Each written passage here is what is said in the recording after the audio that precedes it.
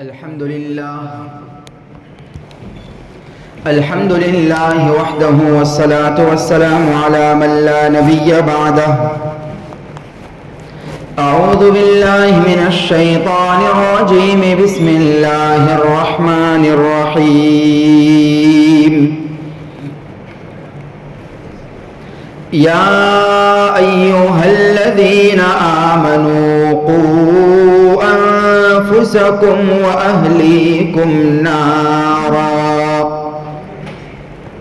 صدق الله مولانا العظيم وصدق رسوله النبي الكريم ونحن على ذلك لمن الشاهدين والشاكرين والحمد لله رب العالمين. اللہ تبارک و تعالیٰ پر ایمان رکھنے والے بندے اور بندیوں کی یہ ذمہ داری ہے کہ وہ اپنی اولاد اور آنے والے نسلوں کی دین و ایمان کی حفاظت کرے،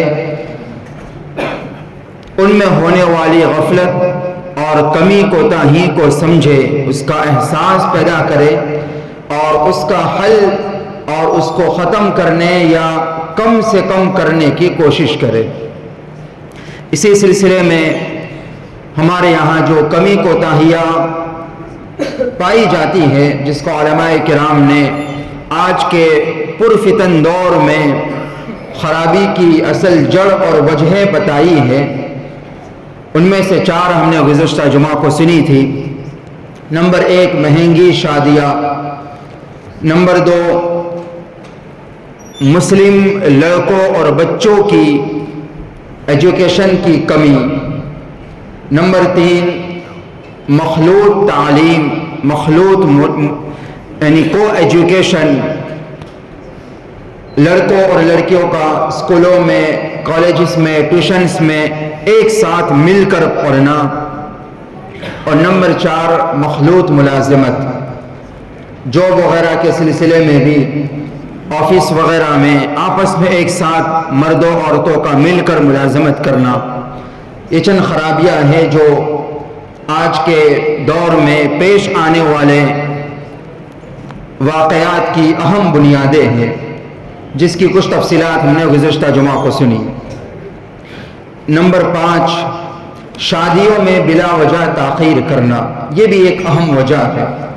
اصل اسلام کا حکم تو یہی ہے کہ بالغ ہونے کے بعد اور بہتر اور مناسب رشتہ مل جانے کے بعد شادی کرنے میں تاخیر نہیں کرنی چاہیے.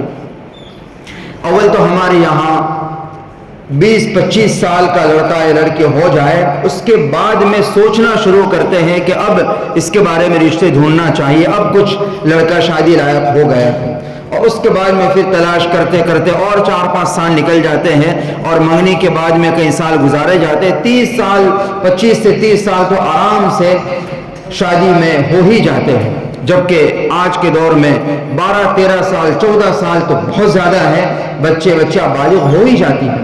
بالغ ہونے کا مطلب ہے ان کے اندر اس طرح کے جذبات شادی کے بعد والے ابھرنا شروع ہو جاتے ہیں، اور اس کے بعد میں 10-12 سال کا عرصہ جو بغیر شادی کو ان کو رکھا جاتا ہے، اور کوئی مدرسے کے ماحول میں، خانقاہ والے ماحول میں، اور پرانے زمانے کے جو ولیوں والے لوگ، اللہ کے ولی صفت لوگ ہوا کرتے تھے، اللہ سے ڈرنے والے لوگ ہوا کرتے تھے، اس زمانے میں ہم نہیں جی رہے. چاروں طرف جو فحاشی والا، عریانی والا، ننگے پن والا ماحول ہے، اور ہر طرف جذبات کو، شہوات کو ابھارنے والے جو موقع سامنے آتے رہتے ہیں، اور پھر رہی صحیح کسر جو موبائل نے پوری کی ہے. ایسے ماحول میں بغیر شادی کے اتنا لمبا عرصہ گزارنا، ظاہر ہے یہ بہت بنیادی سبب ہے، بہت اہم سبب ہے، اور پیش آنے والے برے واقعات کی بہت بڑی اور اہم وجہ ہے، چاہے کسی کو سمجھ میں آئے یا نہ آئے. شریعت کا جو بھی حکم، یہ بات ہمیں اپنے ذہنوں میں بٹھانی چاہیے، اپنے اولاد کے ذہن و دماغ میں پیوست کر دینی چاہیے کہ شریعت کا ہر حکم انسانی فطرت کے عین مطابق ہے. اگر کوئی اس پر عمل کرے گا تو وہ یقیناً کامیاب ہوگا، دنیا میں بھی آخرت میں بھی. یہ بات ہمارے مزاج میں بیٹھ جانی چاہیے. تو یہ جو ہمارے یہاں ایک مزاج ہے، اب تو سرکاری قانون کے حساب سے بھی 18 یا 19 سال میں شادی کی اجازت ہوئی، حالانکہ یہ بھی شریعت کے مطابق نہیں ہے۔ شریعت کا حکم تو یہ ہے کہ بالغ ہونے کے بعد میں اس کی فکر کرنا چاہیے۔ اگر کچھ قانونی پیچیدگیاں ہے جو سرکاری عمر طے کر دی گئی ہے، کم از کم اس کے بعد تو ہو ہی جانی چاہیے، مگر ہم دیکھیں کہ اس کے کتنے سالوں کے بعد ہم شادیاں کرتے ہیں، ظاہر اس کے بعد تو کوئی رکاوٹ نہیں ہوتی۔ شریعت نے جو بالغ کے بعد میں حکم دے دیا، چلو کوئی یہ کہے کہ سرکاری رکاوٹ پیش آ سکتی ہے، بڑے بھاری مسئلے پیش آ سکتے ہیں، چلو خیر کوئی بات نہیں، اتنی عمر تک میں مان لیا، مگر اس کے بعد میں جو کئی سالوں تک انتظار کیا جاتا ہے اس میں تو کوئی سرکاری رکاوٹ نہیں ہے۔ بہت ساری باتیں اور بہت سارے بہانے ہمارے سامنے آتے رہتے ہیں، ان کا اس وقت تفصیل سے جائزہ لینے کا موقع نہیں۔ خلاصہ یہ ہے کہ اگر ہم غور کریں اور اس پر سوچ بچار کریں تو وہ سارے بہانے ایسے ہیں کہ ان کا حل آسانی سے مل سکتا ہے۔ تو یہ بھی ایک اہم وجہ ہے، اس سلسلے میں بھی ہمیں غور و فکر کرنا چاہیے، ہماری اولاد اور ہماری اولاد کے بارے میں فکر مند ہونا چاہیے، یہ کوشش کرنا چاہیے لڑکے والے بھی لڑکی والے بھی کہ جب مناسب رشتہ مل جائے دینداری کو ترجیح دیتے ہوئے اس میں جلدی کرنا چاہیے، اس میں بلا وجہ تاخیر نہیں کرنی چاہیے۔ نمبر 6، بے پردگی۔ یہ بھی بہت اہم وجہ ہے، بہت بنیادی وجہ ہے بے پردگی، اور بے پردگی کا یہ عالم ہے کہ ہمارے سامنے سارا ماحول ہے۔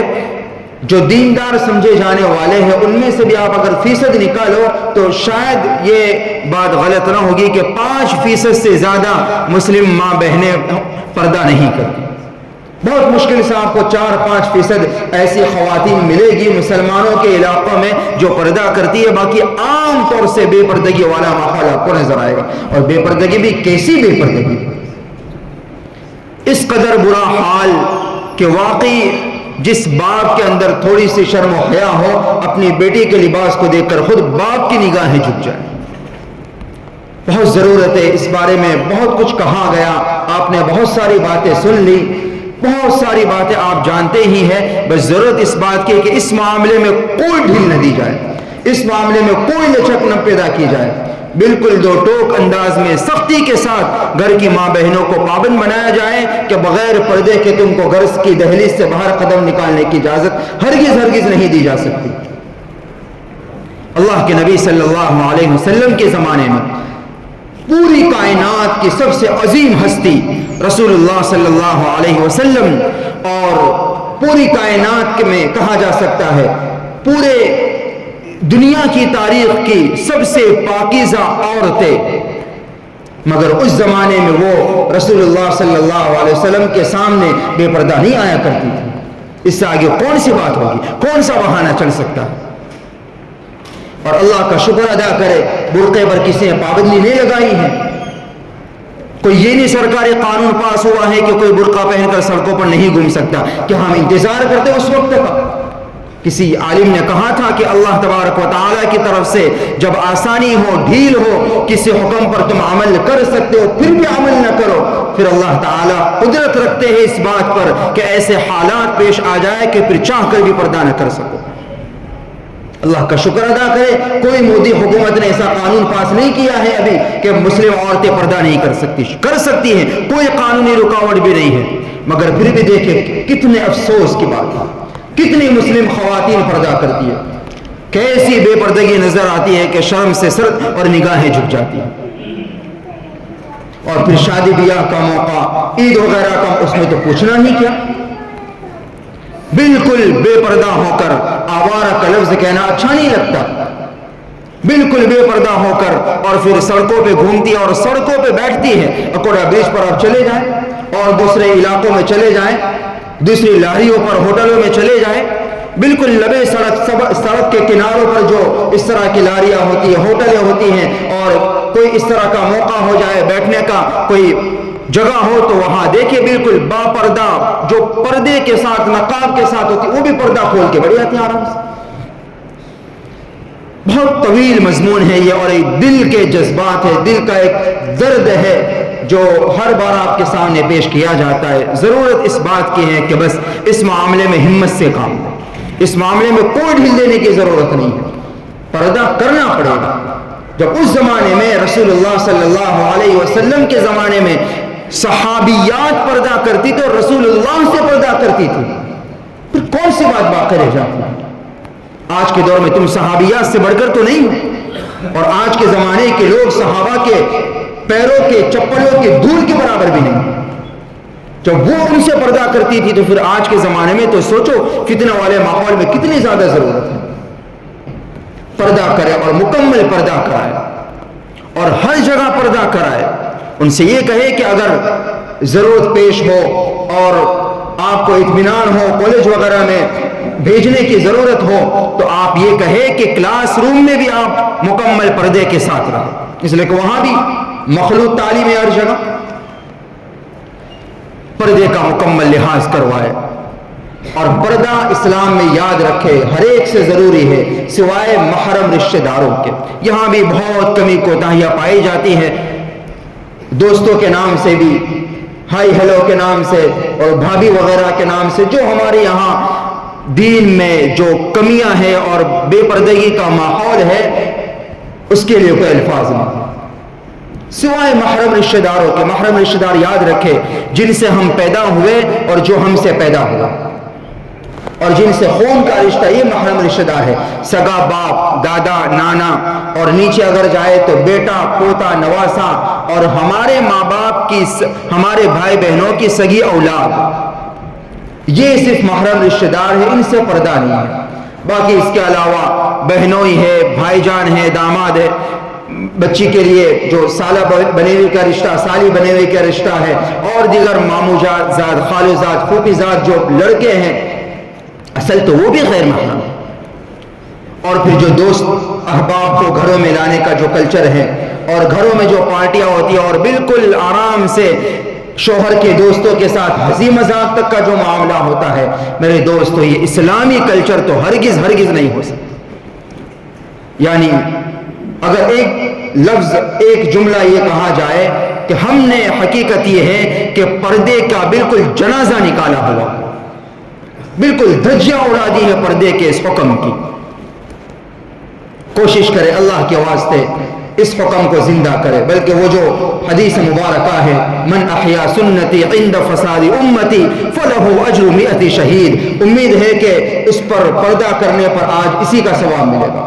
اللہ کے نبی کا فرمان ہے کہ جو میری سنت یا میرا طریقہ جس زمانے میں لوگوں نے اسے چھوڑ دیا ہو, بھلا دیا ہو, اسے پشت ڈال دیا ہو, اس زمانے میں اگر کوئی اس طریقے پر عمل کرے گا اللہ اس کو 100 شہیدوں کا ثواب عطا فرمائیں گے. آج تو یہ محسوس ہوتا ہے کہ پردہ بھی انہی طریقوں میں سے ایک ہو چکا ہے. اس لیے میری ماں اور بہنوں سے بھی گزارش ہے, ان سے بھی یہ باتیں کہیں کہ پردے کا پورا اہتمام کرے. جو عورت پردے میں رہے گی, نقاب میں رہے گی, دنیا اپنے اوقات میں رہے گی. یہ جملہ آپ نے سنے ہوں. حقیقت یہ ہے کہ مکمل پردہ ہر جگہ ان کو کرائیں, انشاءاللہ ان کے دین و ایمان کی عزت, آبرو کی حفاظت ہوگی. نمبر 7, فون والا مسئلہ. یہ بھی آپ حضرات بارہا سنتے رہتے ہیں.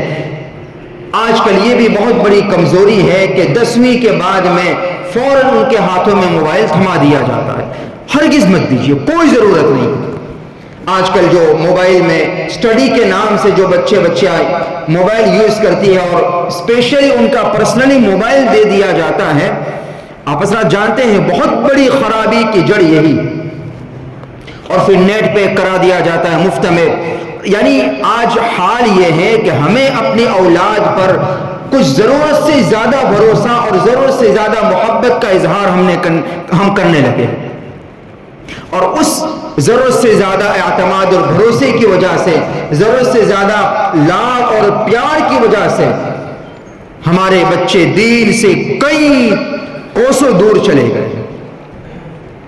ان سے بہت زیادہ پیار محبت سے سمجھائیں, ان سے کہیں کہ آپ کو اگر کوئی دینی یا دنیاوی ضرورت ہوگی ہمارا فون آپ کے لیے حاضر ہے, آپ اپنی ضرورت کے مطابق اس کو استعمال کرو, اس کے بعد ہم لے لیں گے. پرسنلی ان کا فون دینے کی بالکل ضرورت نہیں.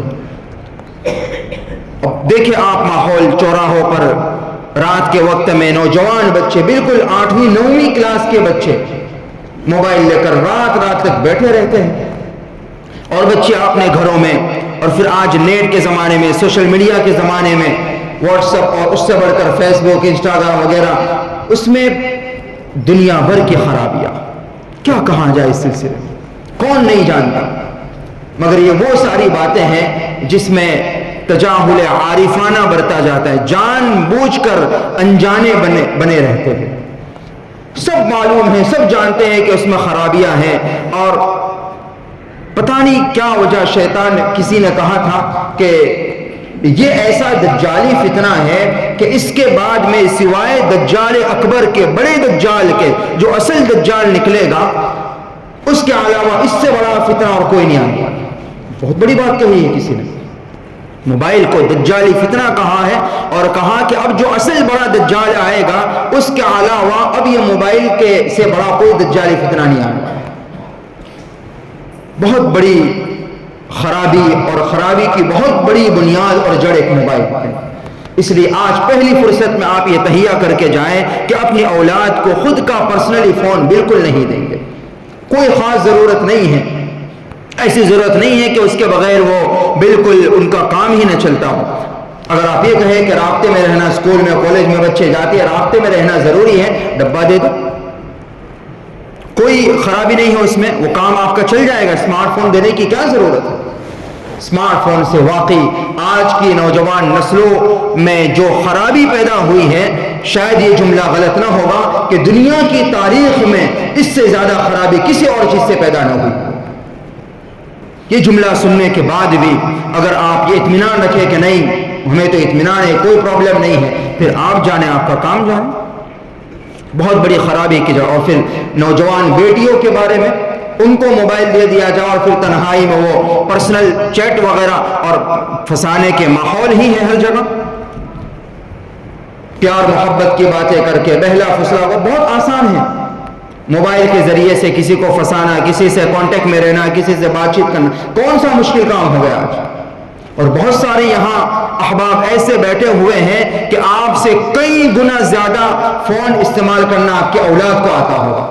آپ کو معاف کرنا مجھے ان جملوں پر کہ آپ کو کس طرح الو بنانا، وہ ان کے 100 طریقے ان کے پاس ہوں گے۔ آپ اطمینان سے نہ رہیں کہ میں نگرانی رکھتا ہوں، میں دیکھتا رہتا ہوں۔ آج کل کی جنریشن اس معاملے میں بہت چالاک ہے، بہت ہوشیار ہو چکی ہے۔ اس لیے میرے بھائیوں، میرے دوستوں، میرے بزرگوں، بہت عاجزانہ درخواست ہے کہ یہ مزاج بنائے کہ شادی کے بعد تم کو فون دیں گے، اس سے پہلے کیا ضرورت ہے آپ کو؟ کوئی کاروبار ان کا نہیں چلتا، کوئی بہت بڑی ضرورتیں ان کی نہیں ہیں، اگر بہت زیادہ ضرورت ہو تو بہت نگرانی کے ساتھ میں، اور اب اس طرح کے سافٹ ویئر اور اپلیکیشن بھی آ چکے ہیں کہ ماں باپ اپنے موبائل کے ذریعے سے ان کے موبائل کو کنٹرول کر سکتے، اس کی نگرانی کر سکتے ہیں، بہت زیادہ ضرورت کے بعد پھر اس اپلیکیشن کا استعمال کر کے ان پر نگرانی رکھے، ورنہ جہاں تک ہو سکے اسمارٹ فون سے اپنی آنے والی نسلوں کو دور رکھے۔ یہ ایک بہت بڑا دجالی فتنہ ہے، اور اس کے ذریعے سے ہماری نوجوان نسلیں دین سے بہت زیادہ دور ہوتی جا رہی ہیں۔ کبھی یقین نہ ہوتا ہو تو رات میں نکل کر دیکھ لو، سڑکوں پر، چوراہوں پر، اور کبھی رات کے وقت میں اپنی اولاد کے روم میں جا کر دیکھ لو۔ اللہ حفاظت فرمائے، راتوں کو دیر تک وہ موبائل نشے کی طرح، علماء نے یہ کہا کہ دارو کی بوتل میں وہ نشہ نہیں ہے جو اس میں نشہ ہوتا، اس لیے اس سے دور رکھیں۔ یہ بہت بڑا ٹاپک ہے، اس کو بھی سمجھنے کی کوشش کریں۔ نمبر 8، مکتب اور مدرسے کی تعلیم کی فکر کرے۔ اس سلسلے میں بہت ساری باتیں آپ نے سنی ہیں۔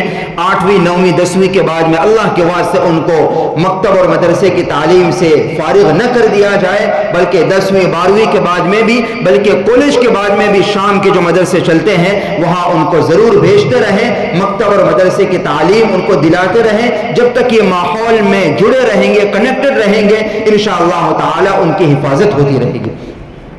نمبر 9، ان پر نگرانی رکھے۔ یہ نہ ہو کہ ہمیں تو بس پورا بھروسہ ہے، جن کے بچے بہت زیادہ بگڑ گئے ہیں ان کو بھی اپنے اولاد پر اسی طرح بھروسہ ہوتا تھا، مگر اندھا بھروسہ اور بھروسے کی وجہ سے ان کی نگرانی نہ کرنا، اس چیز نے ان کو خراب کر دیا۔ آخری اور اہم وجہ، ایک بہت بڑی بات یہ بھی ہے کہ ان کے دین و ایمان، ان کے ایمان اور اعمال میں کمزوری، گویا کہ یہ سب کا خلاصہ ہو گیا۔ اپنی اولاد کی اور اپنے آنے والی نسلوں کی ایمان اور اعمال کی بھرپور فکر کرے اور اس کو مضبوط اور زیادہ بہتر بنانے کی کوشش کرے. اور اس کے لیے سب سے پہلے ضرورت ہے ہم خود اپنے ایمان اور اعمال کی فکر کریں. سب سے پہلے جن لوگوں کے خود ایمان اور اعمال مضبوط ہوں گے، وہ خود ایمان اور اعمال پر جمے ہوئے ہوں گے، امید ہے کہ انشاءاللہ تعالی ان کی فکر اور ان کا نیک اثر ان کی اولاد میں بھی منتقل ہوگا. اور جو لوگ خود ایمان اور اعمال سے بالکل کوڑے ہوں گے، جو نمازوں کا اہتمام نہیں کرتے، جن کی فکر دین اور ایمان والی نہیں ہے، جن کے مزاج میں ایمان نہیں ہے، جن کے خود ان کے اندر اللہ رسول کی محبت نہیں ہے، جو جمعہ نماز میں آتے اور باقی دین کے نام سے کوئی چیز خود ان کے پاس نہیں ہوگی، ظاہر ہے ان کی اولاد کو اللہ کا ولی نہیں بنے گی. عام قاعدہ تو یہی ہے. سب سے پہلے اپنی فکر کرے، اپنے آپ کے ایمان کو اور اعمال کو مضبوط کرنے کی کوشش کرے اور پھر وہی فکر اپنے اولاد میں منتقل کرے. اور اس سلسلے میں یہ کچھ باتیں ہیں کہ اپنے اولاد کو نمازوں کا پابند بنائے. حدیث میں اللہ کے نبی کا فرمان ہے جب 7 سال کے ہو جائے نماز کی پابندی کا حکم کرے، 10 سال کے ہو جائے ان کو مارے، ہلکی پھلکی ڈانٹ ڈپٹ کے ساتھ میں ہلکی پھلکی مار ان کو لگائے اور ان کو نمازوں کا بھرپور پابند بنائے. ان سے یہ کہے کہ ایک نماز آپ کی چھوٹنی نہیں چاہیے. اس کے علاوہ مکتب اور مدرسے میں ان کو پابندی سے بھیجتے رہے، اپنے علاقے کے علماء سے ان کو ٹچ میں رکھے اور خود اپنے ساتھ ان کو لے جا کر ان سے ملاقات کروائے. اور بچے سے کہے کہ بیٹا کوئی بھی مسئلہ ہو ان سے آ کر رابطہ کرے، ان سے پوچھے. اپنے علاقے میں اپنے شہر میں کہیں خانقاہ ہو، کوئی اللہ کے ولی ہو، ان سے وقتاً فوقتاً ملاقات کروانے کے لیے لے جائے. موقع سے 3 دن 10 دن 40 دن ان کو جماعتوں میں بھیجنے کی کوشش کرے. اپنے گھروں میں فضائل اعمال اور اس کے علاوہ اور دینی کتابیں علماء کے مشورے سے ان کی تعلیم کا اہتمام کرے. یہ دین اور ایمان کی حفاظت کے لیے کچھ ضروری باتیں ہیں. خود اپنے آپ کی فکر کرے، انشاءاللہ یہ فکر اپنے اولاد میں بھی منتقل ہوگی. جن اولاد کی اس طرح انشاءاللہ تعلیم و تربیت کی کوشش کی جائے گی، اللہ کی ذات سے امید ہے کہ وہ اولاد آئندہ جا کر بھی انشاءاللہ تعالی اس کے دین و ایمان کی حفاظت رہے گی اور وہ اولاد خود ماں باپ کے لیے دین اور دنیا کی اور آخرت کی نجات کا ذریعہ بنے گی، آنکھوں کی ٹھنڈک کا ذریعہ بنے گی. ورنہ اگر ان کے بارے میں فکر نہیں کی، ان کو یوں ہی چھوڑ دیا گیا، ان کے دین ایمان کے اعمال کی کوئی فکر نہیں کی گئی، آخرت اولاد کی بھی ماں باپ کی بھی بعد میں تباہ ہوگی. یہی اولاد آگے چل کر خود اس ماں باپ کے لیے سر کا دکھاوا بنے گی اور بدنامی کا ذریعہ بن سکتی ہے. اس لیے ہم سب کی یہ ذمہ داری ہے دین دنیا آخرت ہر لحاظ سے کہ ہم ان کی فکر کریں، اس کے لیے کوشش کریں اور سب سے بڑھ کر اللہ سے دعاؤں کا خوب اہتمام کرتے رہیں، اللہ سے رو رو کر مانگتے رہیں. اللہ تعالی ہم تمام کو توفیق عطا فرمائے. آمین. وآخر دعوانا ان الحمد للہ رب العالمین.